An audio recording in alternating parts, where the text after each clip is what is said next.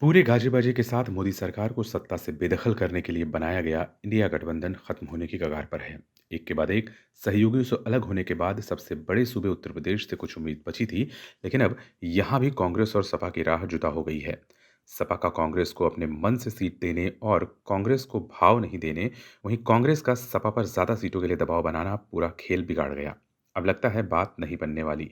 हालांकि बसपा को लेकर अंदर खाने चल रही बात से कोई नया गठबंधन सामने आ जाए तो कुछ नई हलचल हो सकती है। फिलहाल तो स्थिति ऐसी है कि मानो विपक्ष थाली में सजाकर मोदी को तीसरी बार सत्ता सौंपने को आतुर है। इसमें यूपी की 80 सीट का अहम योगदान होगा। कांग्रेस और सपा के नेता ऑफ द रिकॉर्ड बोल रहे हैं कि उत्तर प्रदेश में तमाम कोशिशों के बाद भी अब इंडिया गठबंधन टूट चुका है। कांग्रेस और समाजवादी पार्टी के बीच सीटों पर बात नहीं बन पाई है, जिसके बाद अब सपा गठबंधन से अलग होकर चुनाव लड़ेगी। सूत्रों की माने तो अब दोनों ही पार्टी राज्य की सभी सीटों पर चुनाव लड़ेगी। सूत्रों की माने तो सपा की ओर से कांग्रेस को कुल 17 सीटों का ऑफर दिया गया था, जबकि कांग्रेस 20 से कम सीटों पर किसी भी हाल में बात करने के लिए तैयार नहीं थी। मुरादाबाद सीट और बलिया सीट को लेकर पेच था। इसे कांग्रेस छोड़ने की मूड में नहीं और सपा अपना दावा छोड़ने को राजी नहीं हुई।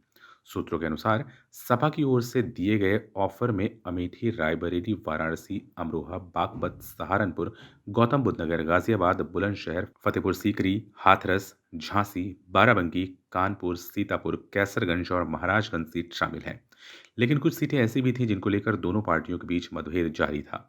दरअसल बीते दिनों जब सपा ने अपनी उम्मीदवार की पहली लिस्ट जारी की थी, उसी वक्त पार्टी की ओर से कुछ ऐसी सीटों पर उम्मीदवारों का ऐलान कर दिया गया था जिस पर कांग्रेस को आपत्ति थी। पार्टी की ओर से कुछ नेताओं द्वारा दिए गए बयान में इसके संकेत भी मिले थे। बीते दिनों के दौरान कई बार कांग्रेस प्रदेश अध्यक्ष बनने के बाद अजय राय ने तल्ख संदेश भी दिया था।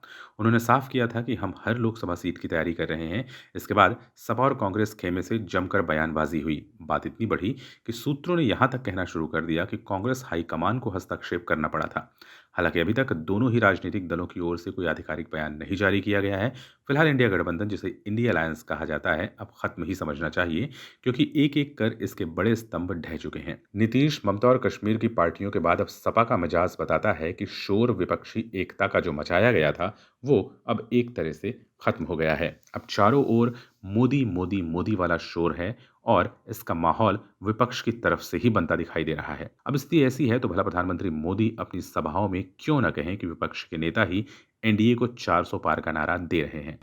वीडियो पसंद आया हो तो इसी तरह की तमाम खबरों को देखने के लिए हमारा यूट्यूब चैनल लाइक और सब्सक्राइब जरूर करें।